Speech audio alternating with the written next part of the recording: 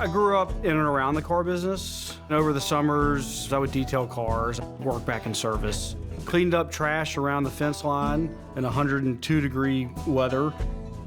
So I went to college in Texas. And while I was in college, I worked at some car dealers in Plano, Texas, the Ewing family. I worked at Ewing Mercedes or Mercedes-Benz at Plano and Ewing Buick GMC. I learned a lot from them. My dad said the rule was, when you graduate college, the one thing you can't do is come back and work for me. Right after college, I went and worked for Senator McCain in Washington for a year. And then I decided I was gonna go to law school. So I moved to Denver, attended the University of Denver College of Law. My life was set. I was gonna live in Denver. I was gonna look at the Rocky Mountains every morning. And then I got the phone call, there is an opportunity to come back to Memphis and work for the family business. Dad, how many Subarus did we sell last month? Son, we sold 7. So that's where we were. We were in a store that was probably 2,000 square feet. Well, I saw one thing with that opportunity. With some soul searching, I said, okay, I'll come back to Memphis. I can define what I want to do. I can build employees, I can build a process, I can build a culture and do it myself. This is more my calling. It was that era when a lot of retailers were being purchased up by the big national conglomerates, and we were afraid we were going to be victim of that. And when Jay came on board, it kind of calmed everybody down. You can see the gears spinning in Jay's head when he's trying to put himself in the shoes of his employees, of his customers. Sometimes the right decision for the customer isn't the right decision for the business. Every decision that's made is in the best interest of taking care of the customer. Not that I didn't like the idea of practicing law for the rest of my life, but I really love the passion of being able to say, I built this.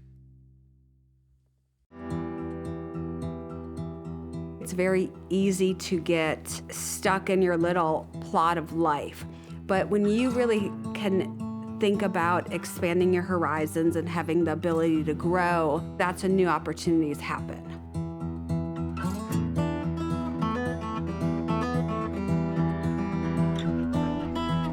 Well, first I saw the customers, well-educated, knew exactly what they wanted. Our employees, they could go work at any other car brand they wanted to, but they really were passionate about this product. What we needed to do was invest in the brand.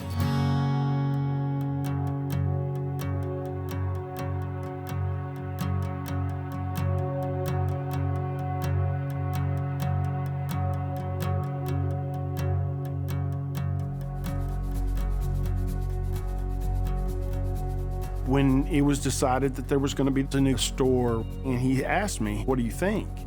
And I said, this building cost you a lot more money to build. And he said, I don't care. That's what I want. Jay was all in on this. In my opinion, you either got to do it or not. You can't be halfway in on a business. We got to put 100% of our passion behind it, and that's what we did.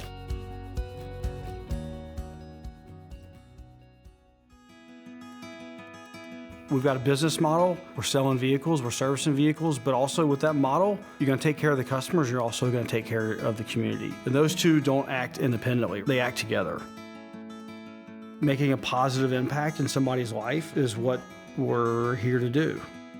Unfortunately, we are historically one of the poorest major cities in America. It didn't take him long to not just care about the work of Church Health, but other institutions in Memphis that we need to thrive and survive. Jay cares about this place. Our Share the Love partner was Madonna Learning Center. It's very emotional going there.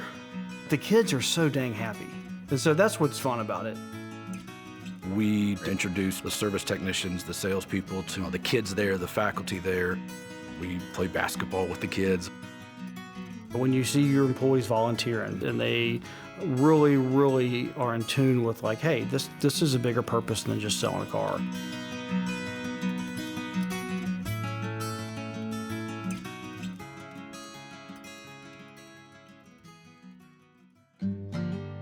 From West Coast to East Coast, knowing that he's a new chairman, if you are in one of these retailer stores, you're going to email him, you're going to get a response back. The most important thing is you're representing the retailers in the entire United States. You're not there representing your store and your self-interests. Jay's in it for the retailer body to give back and to make the Subaru brand the best brand it possibly can be. We need certain tools to do the job, but once you give us those tools, we're going to execute. We're in an interesting time with the dynamics of the U.S. market. I'm looking forward to seeing the initiatives of how we can get all elevated, all moving forward. We're going into some uncharted waters right now. He'll lead us through this, and we'll come out stronger than we are now. When you see an owner that's willing to invest and build new stores, it gives you a sense of calmness that a lot of employees at certain brands don't have of what's the future look like. I'm 100% confident Subaru's better prepared for success because they've always put the emphasis on the local retailer. Letting the retailer do what the retailer knows best. That's how they're better off. Our big notion is you don't have a first impression, right? You only have an impression. He's a wonderful leader to be able to take Subaru to the next level. Jay has a lot of energy to keep this going. Ready. He's just starting.